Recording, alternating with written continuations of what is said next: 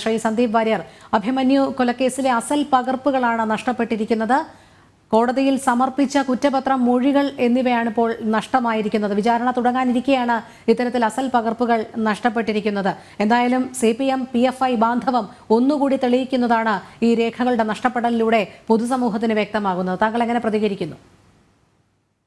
അഭിമന്യു കേസിന്റെ തുടക്കം മുതൽക്ക് തന്നെ ഇക്കാര്യത്തിൽ CPM-നുള്ള വേണ്ടത്ര അവധാനതയില്ലാത്ത സമീപനം വലിയ സംശയങ്ങൾ പൊതുസമൂഹത്തിൽ ഉണ്ടാക്കിയിരുന്നു.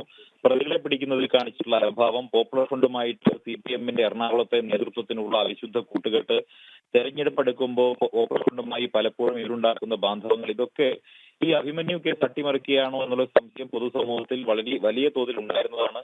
പ്രത്യേകിച്ച് ഇതിലെ പ്രതികളെ മുഴുവൻ പോപ്പുലർ ഫ്രണ്ട് നേതൃത്വവുമായി പോലീസ് ഒരു ചർച്ച നടത്തിയതിന്റെ അടിസ്ഥാനത്തിൽ പോപ്പുലർ ഫ്രണ്ട് നേതാക്കൾ തന്നെ ഹാജരാക്കി കൊടുത്തവരെയാണ് പോലീസ് അറസ്റ്റ് ചെയ്തിട്ടുള്ളത്.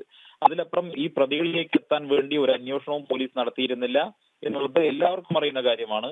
അഭിമന്യു കേസിന്റെ തുടക്കം മുതൽക്ക് തന്നെ ഈ കേസിൽ നിരവധി ദുരൂഹതകളുണ്ട്. എങ്ങനെ അഭിമന്യു കൊല്ലപ്പെട്ടു, അഭിമന്യുവിനെ ആരാണ് മഹാരാജാസിലേക്ക് വിളിച്ചു വരുത്തിയത്, എന്തിനാ രാത്രി അഭിമന്യുവിനെ മഹാരാജാസിലേക്ക് ഈ പോപ്പുലർ ഫ്രണ്ടുകാരന്റെ കഠാര മുനമ്പിലേക്ക് എറിഞ്ഞുകൊടുത്തു, അതിനുശേഷം എന്തുകൊണ്ട് ഈ കേസ് വേണ്ടത്ര അവധാനതയോടുകൂടി പോലീസ് അന്വേഷിച്ചില്ല, CPM-ന് ഈ കേസിൽ എന്തുകൊണ്ട് താല്പര്യമില്ല എന്നൊക്കെ വലിയ സംശയങ്ങൾ ഉണ്ടാക്കുന്നതാണ്. ഇപ്പോൾ നോക്കൂ, കോടതിയിൽ സമർപ്പിച്ചിട്ടുള്ള, എറണാകുളം സെഷൻസ് കോടതിയിൽ ഇതുമായി ബന്ധപ്പെട്ട് സമർപ്പിച്ചിട്ടുള്ള തെളിവുകളടക്കമുള്ള രേഖകൾ നഷ്ടപ്പെട്ടിരിക്കുകയാണ്. ഈ കേസിന്റെ ഗതി എന്താകും എന്നുള്ള കാര്യത്തിൽ ഇനി എന്തെങ്കിലും സംശയമുണ്ടോ? ഈ രേഖകൾ നഷ്ടപ്പെട്ട വിവരം മാസങ്ങൾക്ക് മുമ്പ് തന്നെ ഹൈക്കോടതി അറിയിക്കുകയും ഹൈക്കോടതി രേഖകൾ നഷ്ടപ്പെട്ട സ്ഥിതിക്ക്, വീണ്ടെടുക്കാൻ സാധിക്കാതെ നഷ്ടപ്പെട്ടു എന്ന് തോന്നുന്ന സ്ഥിതിക്ക് ഈ രേഖകൾ കഴിയുന്നത്ര പോലീസ് അടക്കമുള്ളവരുടെ കൈകളിലെ രേഖകൾ സമാഹരിക്കാനും വേണ്ടിയുള്ള നിർദ്ദേശം കൊടുത്തു എന്നാണ് മനസ്സിലാകുന്നത്.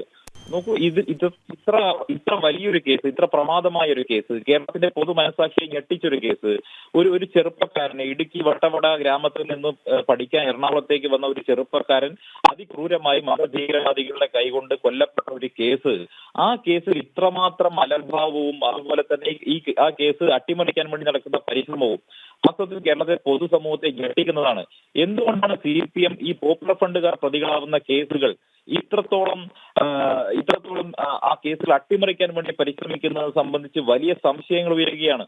ഇവിടെയാണ് CPM-ഉം പോപ്പുലർ ഫ്രണ്ടും തമ്മിലുള്ള ഒരു അന്തർധാര ന്യായമായും സംശയിക്കേണ്ടി വരുന്നത്. തെരഞ്ഞെടുപ്പ് എടുക്കുന്ന സമയത്ത് പോപ്പുലർ ഫ്രണ്ടിന്റെ വോട്ട് വാങ്ങാൻ വേണ്ടി CPM നടത്തുന്ന പരിശ്രമത്തിന്റെ ഭാഗമാണ് ഇതൊന്നും ന്യായമായും സംശയിക്കേണ്ടി വരും.